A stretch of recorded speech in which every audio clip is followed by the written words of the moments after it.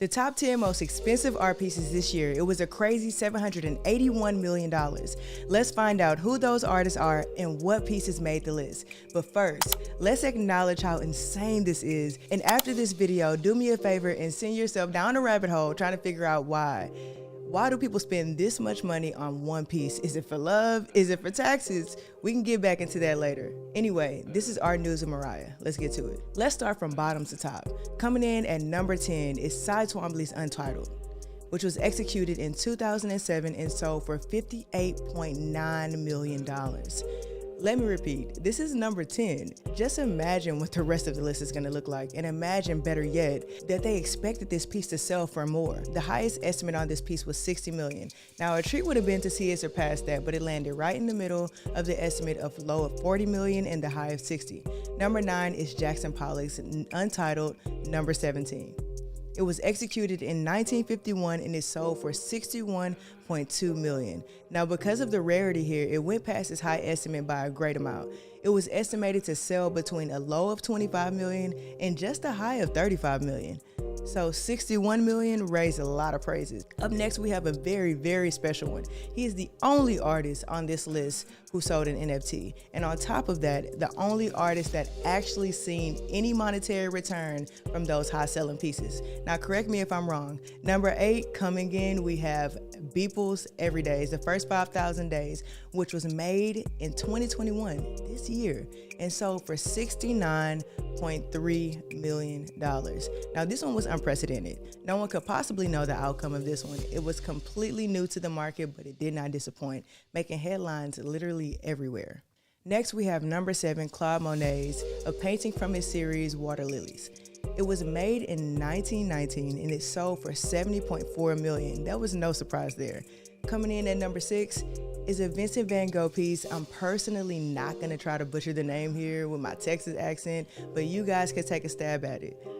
It was executed in 1889 and it sold for $71.4 million.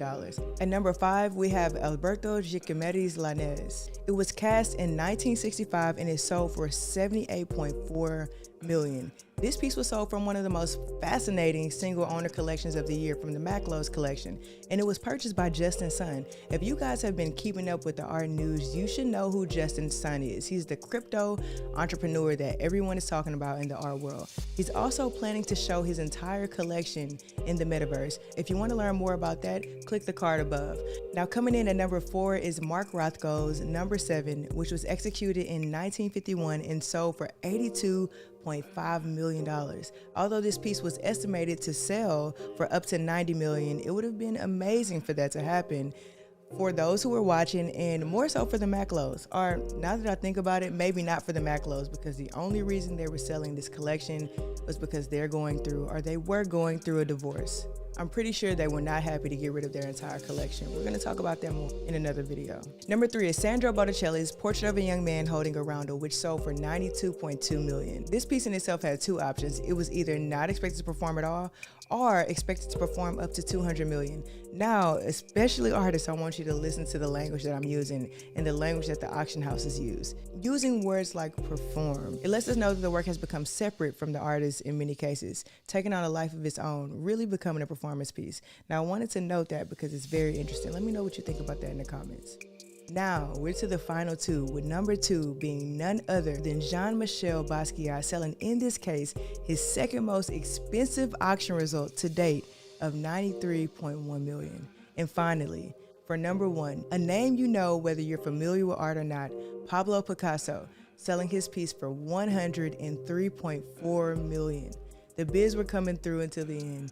Then there were 2 main bidders driving the price and battling for the win.